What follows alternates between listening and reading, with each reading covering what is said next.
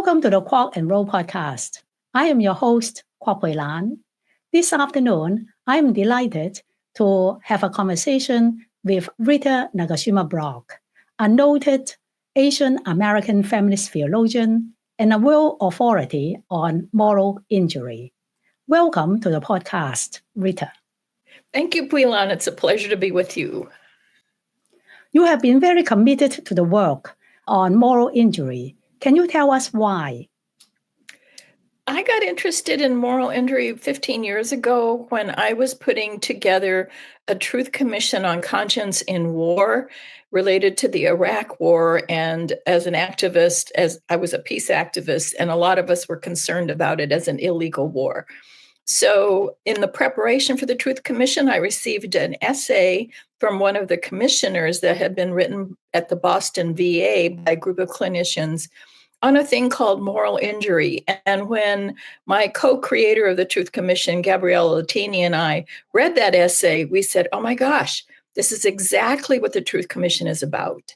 And we sent it to 100 commissioners that were mostly working in religion as clergy or as scholars, but also to other scholars as well that were part of that Truth Commission. They agreed. Even the people who were just war proponents and pacifists came together and agreed that we should do more public education about moral injury.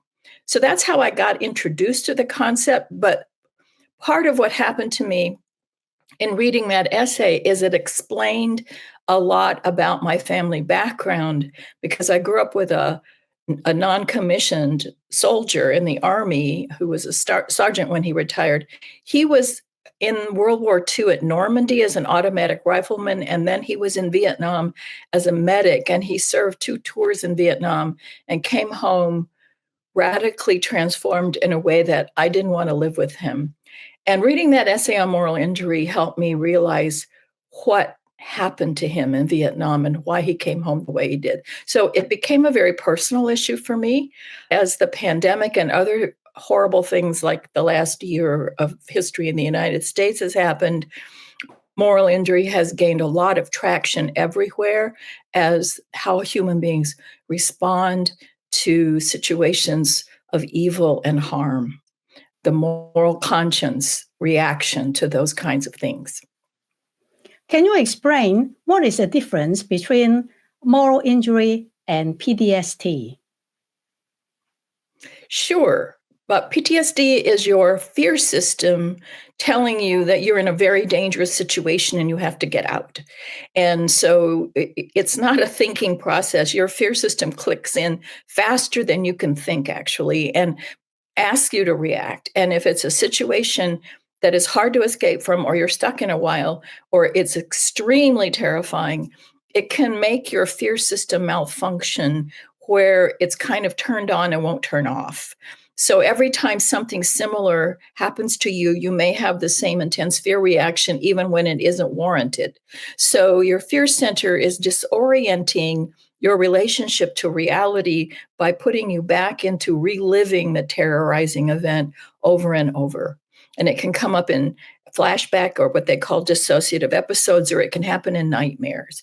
And you can have triggering things that you're avoiding, like you won't be in a situation that reminds you of it because it seems to be in control of you.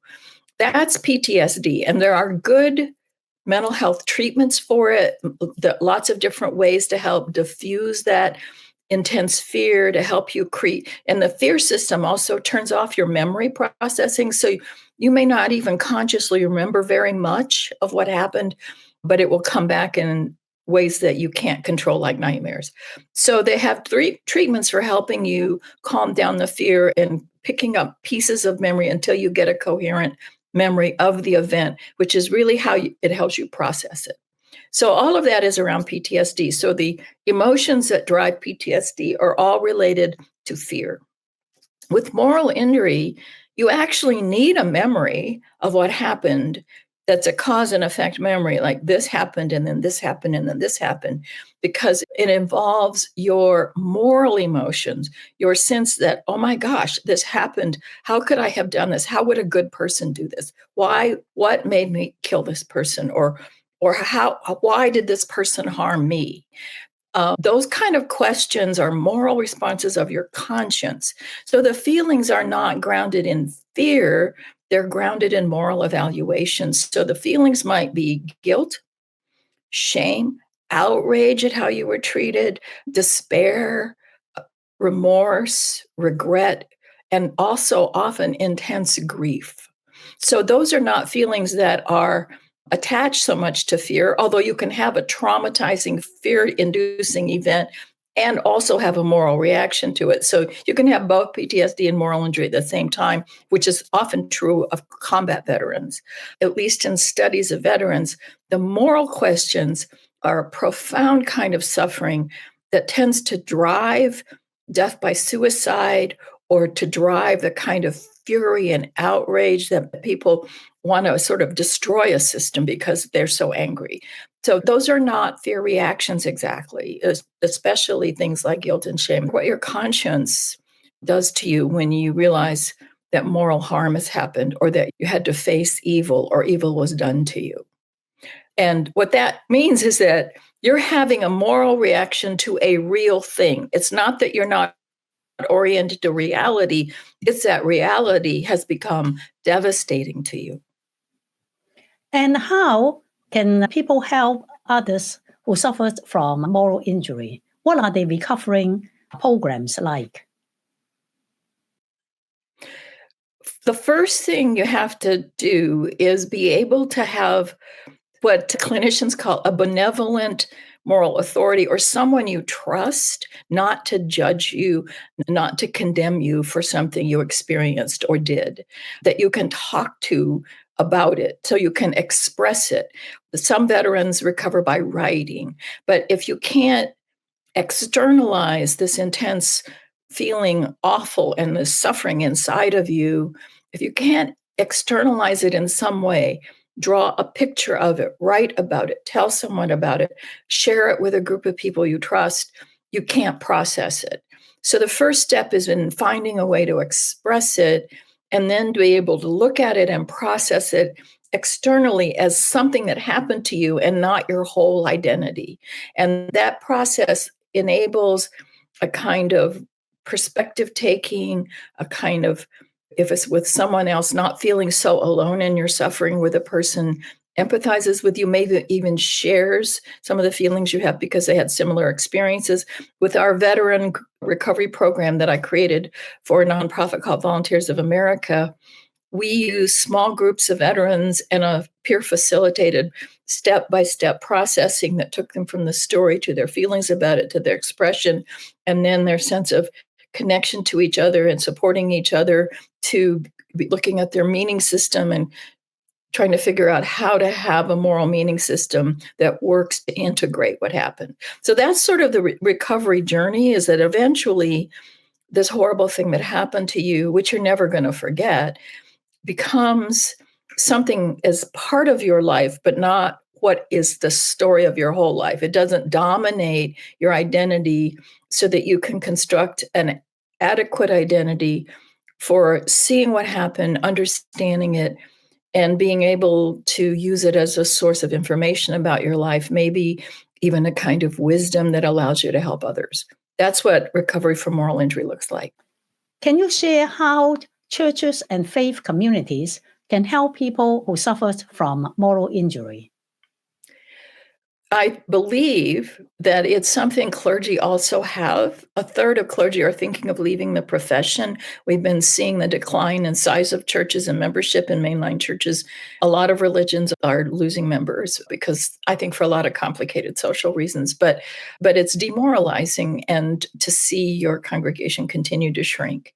And so I think clergy themselves are carrying some sense of failure, maybe even some despair or just moral distress about what's happening. And I believe that it's important for clergy to take care of each other in this process, because it's not a mental health disorder. A therapist can't fix it. And it really requires relationships with peers who help you think through how you're going to ground yourself in a meaning system that gives you resilience and wisdom about life. And so I think it's helpful for clergy to understand that moral injury is a professional risk, and also for congregations themselves to find their own leaders within that congregation to help facilitate moral injury groups. And a friend of mine who's a senior pastor in Kentucky, Susan Ward Diamond, and I were working on moral injury groups to help congregations process. And she's created a thing called talking circles that she uses in her congregation and has trained 3 other churches to use this system. We'd like to implement this across the country because we want congregations not only to flourish in difficult times by being morally resilient and supporting each other, but also become a healing presence in their own communities by being able to train other organizations like the Y to host moral injury processing groups in their own communities, to strengthen the bonds of care across religious lines and non-religious lines in their communities. It takes morally resilient people to fight fascism. It takes morally resilient people to raise families. It takes morally resilient people to hold fast to the importance of community in their lives. Rita, in your work, you have criticized the traditional atonement theories. Why? And is it also related to the internalization of moral injury, that innocent suffering is horrific, but other sufferings are not? Yeah, it's sort of like with atonement theory, the only innocent who suffers harm is Jesus. Everybody else is sinful. And at one level, it's that we deserve what happened to him, but he took it upon himself to atone for our sinfulness so that we don't get punished. First of all, even as a child, I never believed that theology myself. So I found it emotionally strange that anyone would think I deserved what happened to Jesus, because I didn't think I was perfect. My father made sure I understood I wasn't perfect, but I objected to even the way he punished me by using violence. He used spanking, which is a Southern thing. I objected to that, and I actually vowed as a child I wasn't going to fix what he harmed me for because he would think it worked, that harm would work. And so I was already struggling with violence as a way to deal with sinfulness.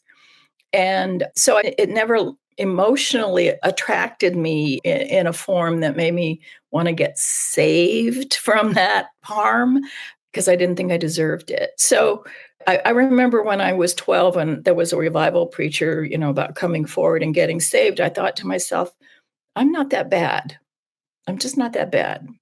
So I never got saved. So I guess I'm a once born Christian. But because of that, I spent 14 years counseling high school students in a human relations summer workshop that the Los Angeles School District ran. And so many times I would hear a young person, a perfectly fine young person trying to be a good person in the world, struggling with being beaten by their parents. And they would often say something like, well, I know my parents love me, so I must have done something wrong, as if they deserve that kind of harm. So that was another reason I began to really look at the atonement as something that was not saving, not liberative at all, but it forced people to believe they were worse than they were. And so in the discovering moral injury really gave me language for explaining why I think that kind of atonement theory that Jesus died for your sins is so harmful, is that it requires you to have moral injury. It requires you to believe you're really that bad, that God supposedly loves you enough to hurt you that much, or to hurt his own son that much, because humanity is so depraved and awful. And so I just never believed it. And I was really delighted. I mean, I worked on Christology as a different understanding of love and connection. But I was also later on doing research in Eastern Orthodox Christianity and the first millennium of Christianity, where the atonement was really not very important. And I was sort of shocked to discover that and to realize, oh, my theology is actually very orthodox in terms of early Christianity. because they didn't believe that Jesus died to save us. They believed that his resurrection, his coming back to us in life as a living memory, living even presence, was what validated how he lived in the world, not how he died, but how he healed the sick and taught the ignorant and fed the hungry. That was what it meant to live with the love of God in your soul. So the Eastern Orthodox call this theosis, that you are born with the Spirit of God in you, and it's your responsibility to nurture and grow that spirit throughout your life. And you can mess up and do terrible things and sin. They're not naive about that, but they believe we're all born with that spark of good, of God, of goodness, the Holy Spirit in us.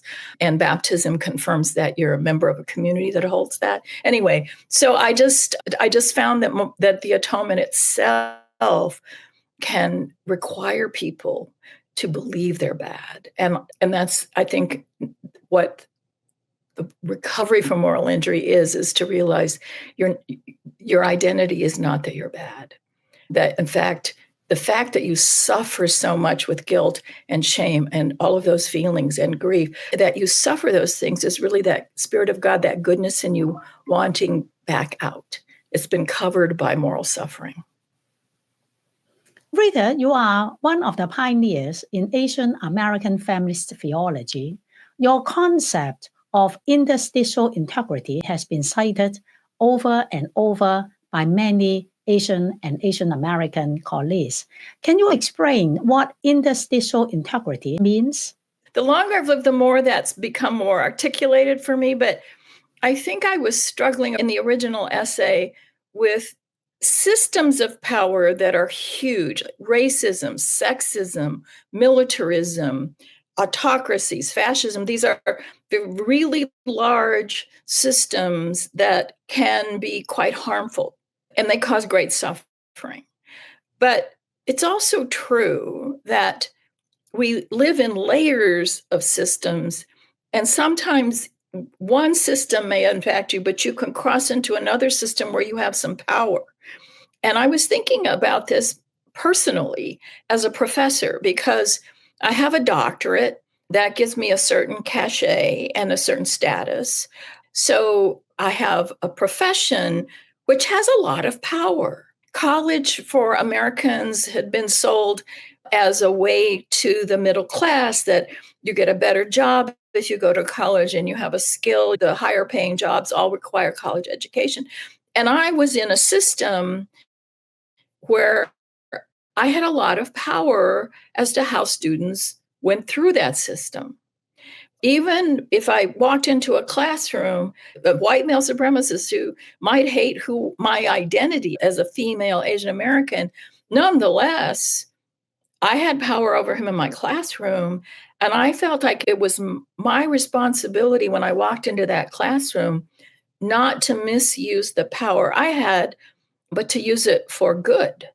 And so I spent time in classrooms teaching people I knew who probably hated my identity, or at least didn't much care for it, but who had to pass my class, and to treat them with the same respect I treated all the other students. And so I don't think I succeeded at that 100%, but I felt the power complexities of a dynamic like that, where I had worked hard to get into a system where I had some power, and then to not be in the system in a way that abused it. And I certainly felt that intensely when I went into the doctoral program I was in, where it was not pleasant to go through. I had a kind advisor who was a good support for me, but it was not pleasant. And I would never have treated even any student under my power the way I got treated by some of the people on my committee that I actually removed at some points. So the interstitialness of what it felt to me like was, it wasn't that I wasn't an Asian American woman in the classroom or in another system that denied me rights and things, but that there were complexities about power that were hard to get at, but were important to understand. So, for example, if you're an Asian American woman, then there are Asian American males who have male privilege, and especially if the culture is more deeply attached to the immigrant place you came from, where Asian patriarchy is much more solidified than it is where Asian men are also oppressed by race. So these are all really complex systems that intersect most people's lives. Kimberly Crenshaw came up with intersectionality, which I think is a similar concept. But I was thinking interstitial because it isn't just that we are connected. It's like it's really profoundly embodied, and interstitial tissue in your body is what holds it all together, all the parts. And that's how I felt as an identity. I was trying to cope with being half Asian, half Hispanic, which I didn't know till I was 33, thinking I was half white growing up until then, in a military in which my father was lower ranking. And so I lived in the non-commissioned housing system in the military, which was much more racially integrated than the officers' housing, which was mostly white. So I also grew up in an interracial environment that was not one oppressed group, but it was a complete mixture. And so I was just trying to cope with the complexities of living in complex interwoven systems of power and privilege and work and life, and trying to be in those systems as a moral person and not misuse power. Thank you very much for your work. And as a lifelong activist, when you look at the United States today and the world around us, what are you feeling today, and how might we help each other to survive the kind of anti-democratic policies that are being pursued? It's like the great question we're all struggling with, isn't it? I know that I'm now 75 years old. I know that the world I live in now is radically different from the world I grew up in. And that means that there are a lot of people in academia now who are not white males from middle-class backgrounds or above. And we have so many associations now, support groups based on identity or profession or whatever. And I think it's really important to utilize every ally group you can utilize. We need coalitions now more than ever. We need mass resistance to what's happening. I think one of the worst things happening right now is happening to the military, where they are being ordered by the head of the Department of Defense to commit war crimes. And I think Congress is beginning to, even across party lines, to see this. So I think that the attempt to impose what's been imposed the last year so fast is now finally reaching a kind of critical mass of people coming back to resist it. The one thing I think it's really important to do is not to demonize others or to make enemies when we could have allies. And I think instead of calling people deplorables or whatever, that we look at those who might be converted and to welcome them instead of see them as fools or dupes or whatever, but to really reach across as much as possible.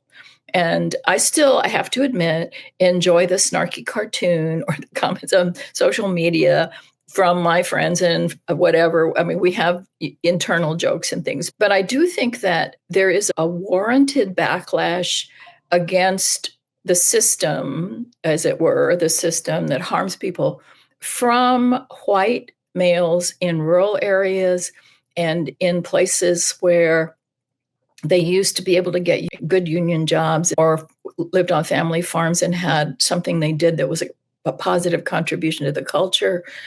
Now college is too expensive for even the middle class.